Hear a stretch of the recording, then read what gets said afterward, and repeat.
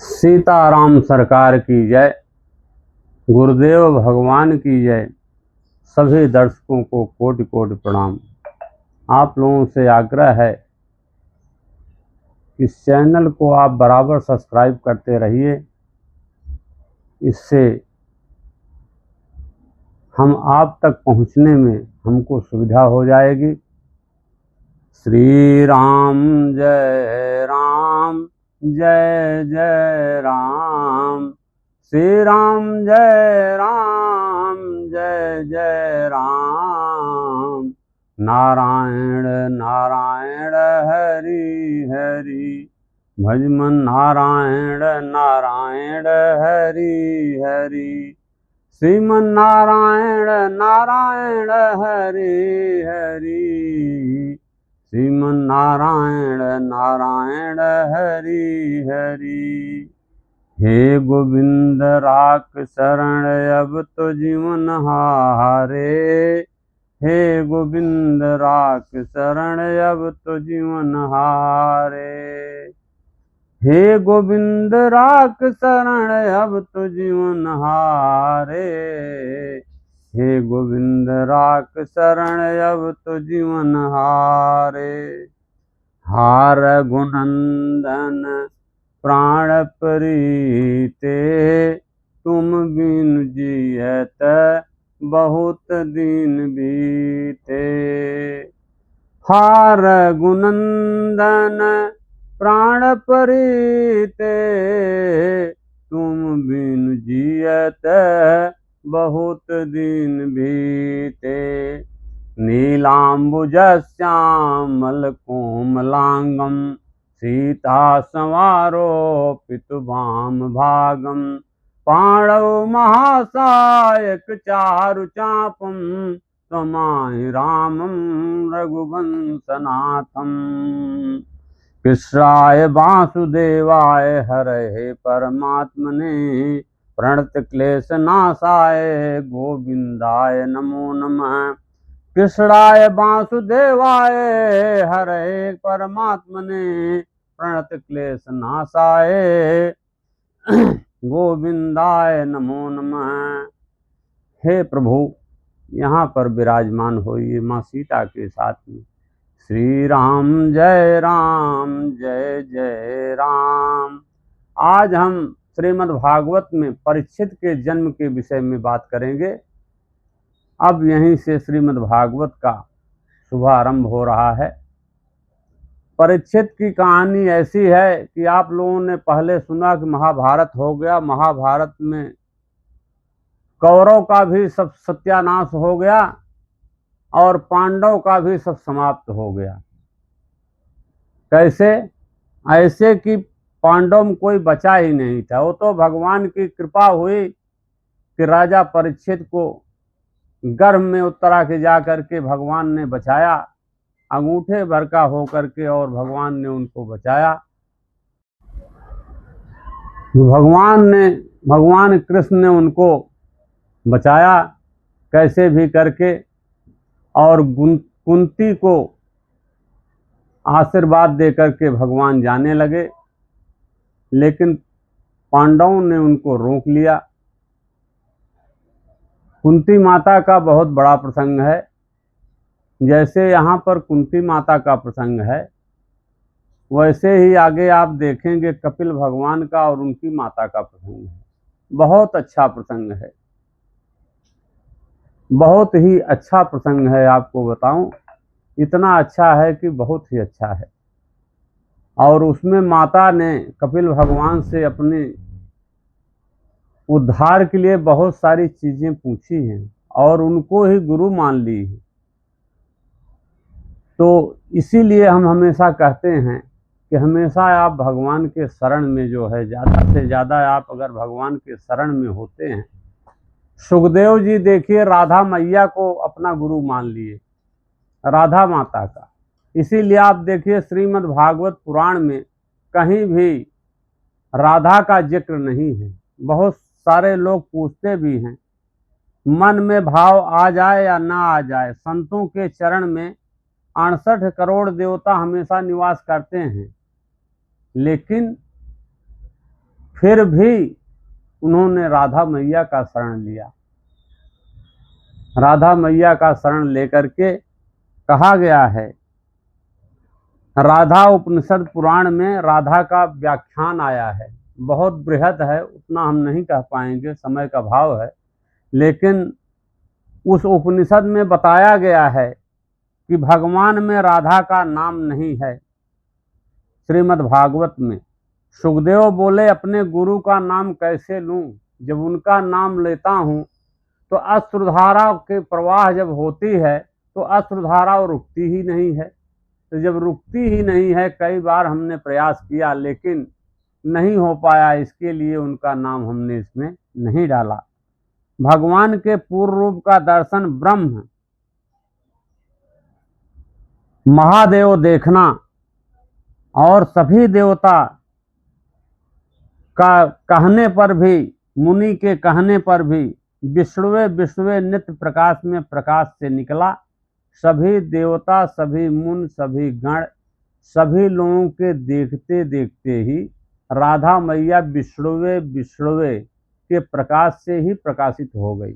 ऐसा वर्णन आया है कि विष्णुवे विष्णुवे से ही राधा मैया जो है प्रकाश हो गए, प्रकाश निकला, विष्णुवे विष्णुवे नित्य प्रकाश से प्रकाश निकला। उसमें शील संकोच तथा सब भगवान के अंदर से निकला। शील संकोच और सब भगवान के अंदर से निकला। 16 वर्ष की एक नारी निकली जिसका नाम राधा हुआ। वही विशालता विराट सब राधा हैं।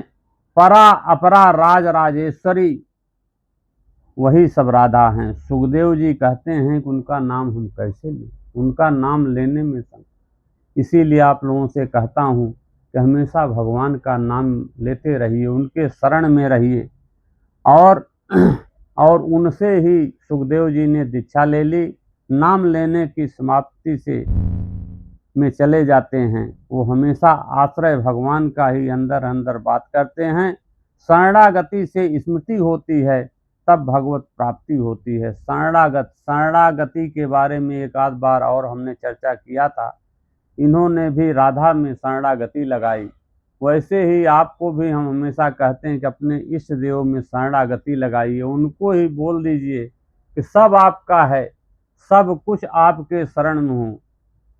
न धन है, न बल है, न विद्या है, न बुद्धि है, न भक्ति है, कुछ भी नहीं है, सब कुछ प्रभु आपका है, आपके ही शरण में हूँ। ऐसा कह करके भगवान में शरणागति में अगर आप लग जाएंगे, नाम जप करिए, नाम कीर्तन करिए, नाम की आराधना करिए, नाम के बारे में चिंतन करिए, और भगवान से ही सब कुछ मिल जाएगा। जो चाहेंगे वह मिल जाएगा। भगवान गलत कर्मों से बचाते हैं, हमेशा बचाते रहते हैं। आपका कुछ पैर डगमग होने वाला होगा तो भगवान उसको बचा लेंगे। भगवान को पाने के एक ही परिणाम, एक ही साधन है, भगवान के सम्मुख होना। और जब भगवान का हमेशा आप चिंतन करेंगे तो भगवान आपके सम्मुख आ जाएंगे। और जब सम्मुख आ जाएंगे भगवान, तो आपको सब कुछ समझ लीजिए मिल गया, क्योंकि भगवान का दर्शन अमोघ है। और जब दर्शन हो जाएगा तो निष्फल नहीं जाता है। भगवान का और शंकर भगवान का और माँ देवी जी का, इन लोगों का दर्शन कभी निष्फल जाता नहीं है। वो अगर दर्शन हुआ तो कुछ आपको देंगे, कुछ नहीं आप मांगेंगे तो आपका उद्धार ही कर देंगे। लेकिन आप भगवान में लगे रहिए, भगवान में लगे रहेंगे तभी उद्धार होगा, तभी सब कुछ होगा, आगे बढ़ते चले जाएंगे। सौनक जी कहते हैं, अश्वत्थामा ने जो अत्यंत तेजस्वी ब्रह्मास्त्र चलाया था, उससे जब परीक्षित बच गए, जब उस गर्भ से पैदा हुआ महाज्ञानी महात्मा परीक्षित जब जन्म लिए, जन्म लेने के बाद प्रकाश हो आया।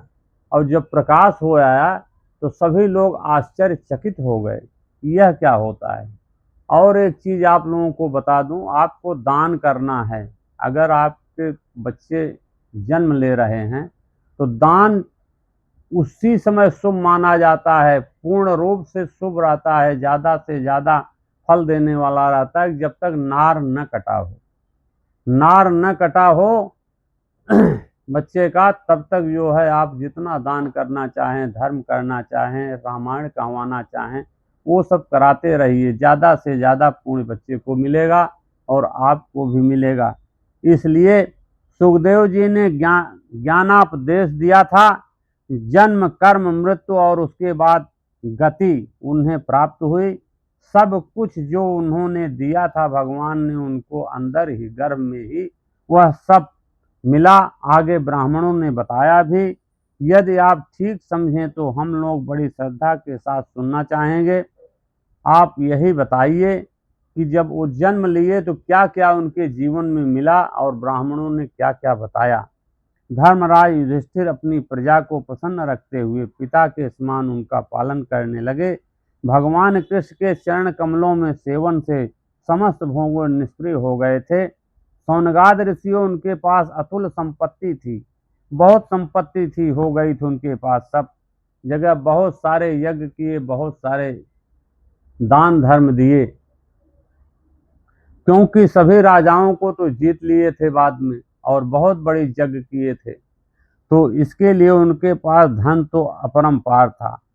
संप्रद क्रतो लोका महसे भ्रातरो महे जम्मू द्वीपधीपत्यम यस्य त्रिविधम गतम।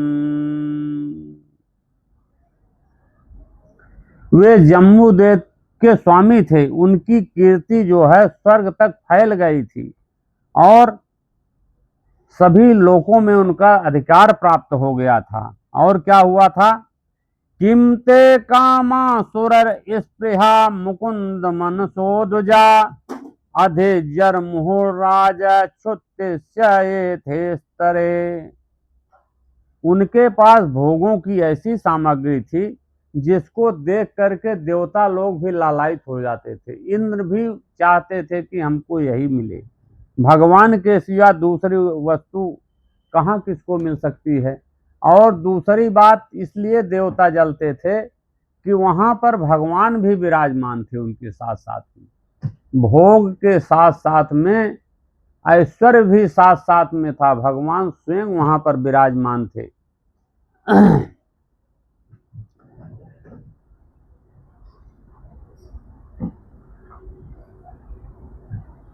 जैसे सूर्य अपने किरणों से कोहरे को भगा देते हैं, वैसे ही गदा से जब भगवान ने गर्भ में ही उस ब्रह्मास्त्र को भगाया था तो उसको देख रहे थे परीक्षित जी। और परीक्षित जी उसी समय भगवान के प्रति बहुत प्रेम हो गया था। और इतना प्रेम हो गया था कि लिखते हैं, क्या लिखते हैं?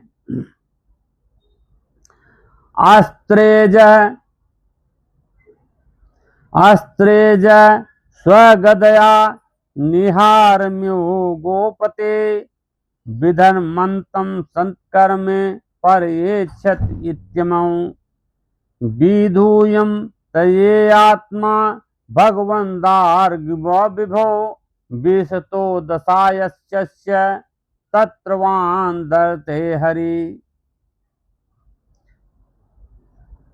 पुरुष को अपने समीप देखकर गर्भ शिशु जो है कौन है ऐसा भी कहा। इस प्रकार उस 10 मास के गर्भ शिशु सामने धर्म रक्षक अप्रमेय भगवान कृष्ण को ब्रह्मास्त्र के तेज को शांत करके देखा और भगवान वहीं से अंतर्धान हो गए।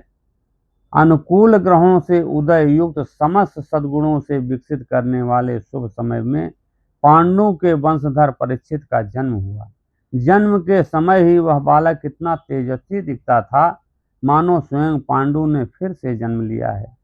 पौत्र के जन्म की बात सुनकर राजा युधिष्ठिर मन में बहुत प्रसन्न हुए और सभी ब्राह्मणों को बुलाया। धौम्य कृपाचार्य ब्राह्मणों से मंगला वाचन करवाया, जात कर्म संस्कार करवाया। महाराज युधिष्ठिर दान दिए। समय को जानते थे कि उन्हें प्रजा तीर्थ नामक काल में अर्थात नाल काटने के पहले ही ब्राह्मण को सुवर्ण गौवें सब कुछ दान किए, जो हो सकता था सब दान किए। युधिष्ठिर ने कहा, महात्माओं, यह बालक क्या अपने उज्जवल यश में हमारे वंश को, पवित्र कीर्ति को आगे बढ़ाएगा क्या? तो ब्राह्मणों ने कहा, पार्थ प्रजाविता साक्षात दिस्वा करोत मानव, ब्रह्मांड्यम सत्य संधस्य रामो दासार्थीर्थवा। ये सा दाता शरणायस्यम यथा हौ श्रीनरः शिवे, यशो बिनता स्वाना दैर्दान्ति यस्वनाम, धन्वे नाम गणिरेश तुल्याश्चार धनुर्युध्यो, भूतासा युद्धुर्धसो समुद्र युद्धुस्तरः, मृगेन्द्र इव विक्रमो निमेषो हिमंतमुनि, ते तुच्छ वासुदेवा सहिष्णु पितुवाभिषः। यह मनुपुत्र स्वाग के समान अपनी प्रजा का पालन करेगा। दशरथ नंदन भगवान रामचंद्र जी के समान ब्राह्मण भक्त और सत्य प्रतिज्ञ होगा। उसी नरेश शिवी के समान ये दाता होगा, शरणागत वत्सल होगा और यज्ञों के दुष्यंत के पुत्र भरत के समान वंश का यश फैलाएगा। और धनुर्धरों में यह सहस्त्रबाहु अर्जुन और अपने दादा पार्थ के समान अग्रगणी होगा। यह अग्नि के समान दुर्धर्ष, समुद्र के समान दुस्तर होगा। यह सिंह के समान पराक्रमी और हिमालय की तरह आश्रय लेने वाला होगा। यह बहुत ही तेज इसमें होगा। सब प्रकार से उसकी बातें सभी ब्राह्मणों ने बताया। और यह समस्त सद्गुणों की महिमा धारण करने श्री कृष्ण का अनुयायी होगा। रांति देव के समान उदय होगा और अयाति के समान धार्मिक होगा। वृद्धों का सेवक होगा, राजर्षि होंगे, मर्यादा उल्लंघन करने में दंड देगा, पृथ्वी माता और धर्म की रक्षा के लिए कलयुग का दमन करेगा। और क्या करेगा? ब्राह्मण कुमार के सांप लगेगा जिससे इसकी मृत्यु होगी। इसको कैसे है? तच्छकादात्मनो मृत्यु द्विज पुत्रो समजिर्तितात्, प्रपश्यत्य उपश्रुत्य मुक्त संगम पदम हरे, जिज्ञासिता यत्मात्यो मुनेता सुसुतादथो, हित्वेदं नृपं गंगया यस्य जंस्य कुतो भयम। ब्राह्मण कुमार के शाप से तक्षक के द्वारा अपनी मृत्यु सुनकर सब आसक्ति छोड़ करके अपने पुत्र को राज दे करके भगवान के शरण में चला जाएगा। राजन व्यास नंदन सुखदेव जी से यह आत्मा के यथार्थ स्वरूप का ज्ञान प्राप्त करेगा और ज्ञान प्राप्त करने के बाद अंत में गंगा तट पर अपने शरीर को त्याग कर निश्चय अभय पद को प्राप्त करेगा। ज्योतिष के विशेष ब्राह्मण राजा युधिष्ठिर को इस प्रकार बालक के बारे में सब बताए। युधिष्ठिर बहुत ही प्रसन्न हुए और उन्होंने जाना कि हमारा ये पुत्र जो है बहुत ही आगे हमारे राज्य को ले जाएगा। शुक्ल पक्ष के दिन प्रतिदिन चंद्रमा अपनी कलाओं को पूर्ण होता है और बढ़ता है, वैसे ही राजकुमार अपने गुरुजनों के लालन पालन से क्रमशः आगे बढ़ते ही रहेंगे। ऐसा युधिष्ठिर के मन में उस समय जिज्ञासा हुई। इसी समय स्वजनों का व्रत प्रायश्चित करने के लिए राजा युधिष्ठिर अश्वमेध यज्ञ के द्वारा भगवान की आराधना करने का विचार किया, परंतु प्रजा से वसूल किए हुए कर और दंड कुछ कम जान पड़ा तो भगवान कृष्ण ने उसकी व्यवस्था की। व्यवस्था करने का युधिष्ठिर के निमंत्रण से पधारे हुए भगवान ब्राह्मणों यज्ञ संपन्न हुआ। बहुत बड़ा यज्ञ किए। उस यज्ञ को संपन्न होने पर सबका भगवान कृष्ण ने सबके पैर की सेवा की। सबकी सेवाएं अलग अलग की थी, सब अपने अपने सेवा में लगे थे। बहुत अच्छे से यज्ञ संपन्न हुआ। यज्ञ संपन्न होने के बाद ब्राह्मणों द्वारा यज्ञ संपन्न करा करके श्वेत पांडव प्रसन्नता के लिए कई महीनों तक वहीं रहे। शौनक जी इसके बाद भाइयों सहित राजा युधिष्ठिर द्रौपदी से अनुमति लेकर के अर्जुन के साथ यदुवंशियों से घिरे हुए भगवान द्वारिका के लिए प्रस्थान किए। अब आगे का विषय जो है कल होगा। यहीं पर श्री राम जय जय राम, श्री राम जय जय।